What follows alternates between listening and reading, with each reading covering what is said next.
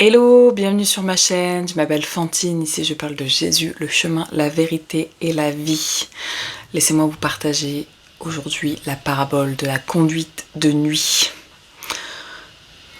Ouais, j'ai pas mal conduit ces derniers temps, ce qui arrive relativement assez rarement pour pouvoir le notifier. Et en fait, hier sur la route du retour de ma sortie, j'avais vraiment à cœur une parabole que le Saint-Esprit a utilisée pour m'enseigner.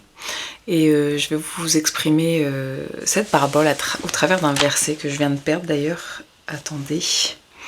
Qui est dans Psaume 119. Un peu de patience, un peu de patience. Psaume 119, verset 105. Ta parole est une lampe à mes pieds, une lumière sur mon sentier. En fait, je me suis rendu compte hier que, vous savez, quand vous vous baladez dans des routes de nuit, des routes escarpées, étroites, un peu en zigzag, quand vous êtes seul, vous mettez les pleins phares. Vous avez une visibilité vachement plus importante et tout, mais dès que vous croisez quelqu'un, vous êtes obligé de remettre les feux de croisement.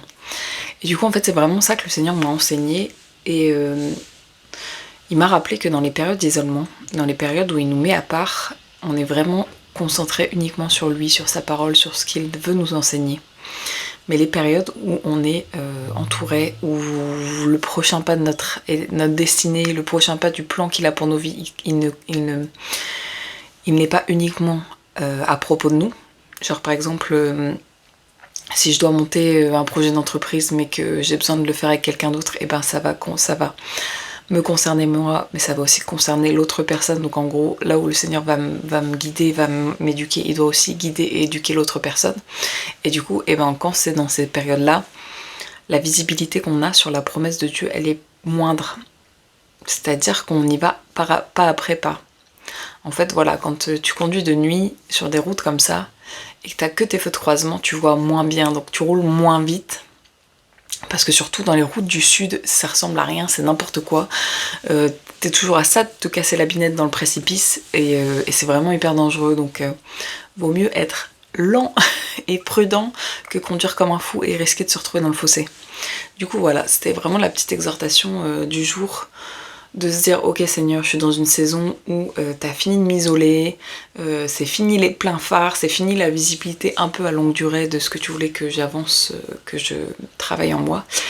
Et là, on avance aux centaines de mètres près, enfin, mètre après mètre, on arrive à avancer petit à petit, un peu plus lentement, parce que ça ne dépend plus que de nous, ça ne dépend plus que de nous, ça dépend d'autres personnes. Et du coup, il faut que tu adaptes notre obéissance et notre façon d'avancer à la marche de l'autre. C'est pas toujours facile, mais en tout cas, le Seigneur est avec nous, peu importe les circonstances. Voilà, on va prier. Seigneur, merci, mon Père, merci pour ta grâce, merci pour cette petite parabole intéressante et très mignonne que tu me permets de partager aujourd'hui. Je prie qu'elle résonne dans les esprits de ceux qui ont besoin d'entendre ce mot. Aide-nous à reconnaître nos saisons, Seigneur, aide-nous à comprendre, Seigneur, si tu veux qu'on mette les pleins phares sur notre personnalité, sur les choses qu'on a besoin de changer, que tu as besoin de changer en nous, Seigneur. Ou si vraiment on a besoin de travailler la patience et l'entière confiance en toi, Seigneur, parce qu'on voit qu'un pas après l'autre. Mais pourtant, Seigneur, tu nous donnes la certitude que grâce à toi, nous atteindrons notre destination finale, Seigneur, parce que tu tiens toutes choses entre tes mains, Seigneur, et tu fais toutes choses bonnes en ton temps. Que toute la gloire te soit rendue, Seigneur. Merci d'encourager mes frères et sœurs dans leur parcours et vraiment que ton nom soit béni, Seigneur. Merci pour tes bienfaits dans nos vies. Je prie que tu remplisses de joie chacune des personnes qui écoutent ce message.